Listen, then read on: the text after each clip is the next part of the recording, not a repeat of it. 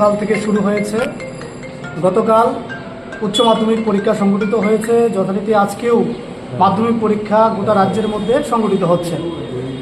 আমরা জানি এই পরীক্ষাগুলোতে বসার পূর্বে রাজ্যের ছাত্রছাত্রীরা সারা বছর ব্যাপী অত্যন্ত একাগ্রতার সঙ্গে অনুশীলনের মধ্য দিয়ে তারা তাদের পরীক্ষার প্রস্তুতি নেয় এবং শিক্ষা পর্ষদ এবং দপ্তর নানাহ পর্যবেক্ষণের মধ্য দিয়ে ছাত্রছাত্রীরা যেন অসুবিধার সম্মুখীন না হয় সেটা সুনিশ্চিত করে পরীক্ষা কেন্দ্রগুলোর মধ্যে, এবং তার জন্য সেখানে 144 নং ধারা পর্যন্ত জারি রাখা হয়, যেন বহিরাগতরা কোনোভাবেই পরীক্ষার্থীদের সেখানে ডিস্টার্ব করতে না পারে।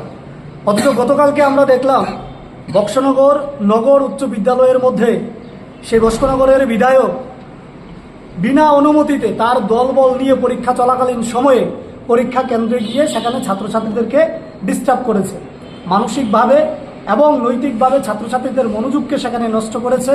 উনি বারবার ছাত্রছাত্রীদেরকে পরীক্ষার কেন্দ্রের মধ্যে দাঁড় করাচ্ছিলেন, হাত তোলাচ্ছিলেন এবং নিজে গান বিতরণ করছিলেন। উনি নিজেই 8ম শ্রেণী পাস, অথচ উনি দ্বাদশ শ্রেণীর পরীক্ষার মধ্যে গিয়ে নিজে গান বিতরণ করছিলেন। ছাত্রছাত্রীদেরকে বলছিলেন ব্যাড লাক, করে বলছিল সরি গুড লাক। অর্থাৎ এইগুলোর মধ্য দিয়ে ছাত্রছাত্রীদের যে উনি মনোযোগ নষ্ট করলেন এবং ছাত্রছাত্রীদের ডিস্টার্ব করলেন। গোটা রাজ্যের মধ্যে থেকে আমাদের কাছে অভিভাবকরা ফোন করছে এবং এই বিষয়টা নিয়ে প্রতিবাদ জানানোর কথা বলেছে। আমরা নিজে থেকেই এসেছি, ছাত্রছাত্রীদের কথা চিন্তা করে এসেছি।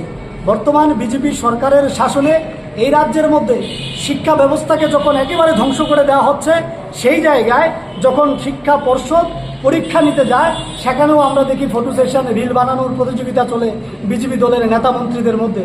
তাই পরীক্ষা কেন্দ্রের মধ্যে গিয়ে তারা ফটো সেশন করে। আমি এখান থেকে আপনাদের মাধ্যমে শিক্ষা দপ্তর এবং রাজ্য শিক্ষা দপ্তরের কাছে আমি জানতে চাই যে কোন অধিকারের বলে বিধায়ক পরীক্ষা কেন্দ্রে গিয়েছেন, তাকে কে পারমিশন দিয়েছেন? বিধায়ক তোফাজ্জল হোসেন সে কি শিক্ষাবিদ, সে কি মনোবিদ, নাকি বৈজ্ঞানিক যে উনি ছাত্রছাত্রীদেরকে ডিস্টার্ব করতে গেলেন বা গান বিতরণ করতে গেলেন? আমরা এই দপ্তরের কাছে এবং রাজ্যের শিক্ষা দপ্তরের কাছে আমরা একটা দাবি নিয়ে এসেছি যে তোফাজ্জল হোসেনের বিরুদ্ধে স্বপ্রণোদিতভাবে মামলা করতে হবে এবং তাকে আইনতভাবে শাস্তির আওতায় এনে একটা উচিত শিক্ষা দিতে হবে। যদি কোনো